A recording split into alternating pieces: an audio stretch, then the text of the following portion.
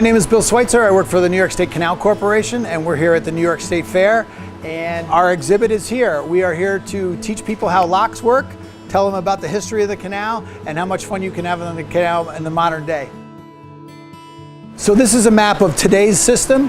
The canal system, it turns 100 this year, but the Erie Canal has been here for 200 years. They started digging the Erie Canal in 1817.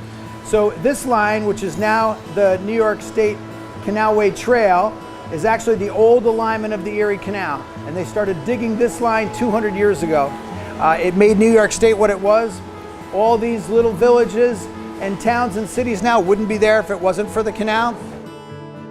The Empire State Trail will be completed by 2020, and it is closing the gaps on our Canalway Trail, but is also extending the Hudson Valley Greenway all the way to the Bronx, and it will extend to the Canadian border. And when completed in 2020, it'll be the longest multi-use trail in the country, over 750 miles. Before the canal was dug, New York was just a tiny port. Boston, Philadelphia, Baltimore were the major ports on the East Coast. After a couple of years of the Erie Canal opening, New York outgrew them all and became the financial capital of the country. It made New York City what it was, and it made New York State what it was, made it the Empire State. Once it connected to the Great Lakes, we could get products and goods from anywhere in the world out to the Great Lakes and out west. So besides just goods and products on the canal, people and ideas moved on the canal as well.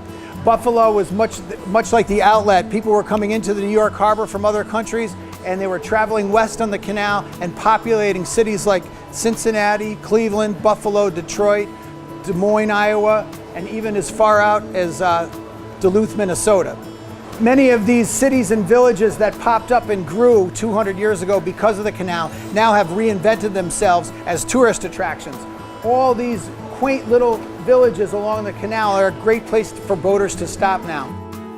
Great loopers from anywhere in the world travel up the East Coast, come in through the canal, out to the Great Lakes, enjoy the Canadian canals and see the rest of the country, and then towards the fall come down and flow out the Mississippi River back into the Atlantic Ocean. It's called the Great Loop. It's one thing to travel New York State at 65 miles an hour, but it's another thing to travel at 10 miles an hour and see the great history that the canal has to offer.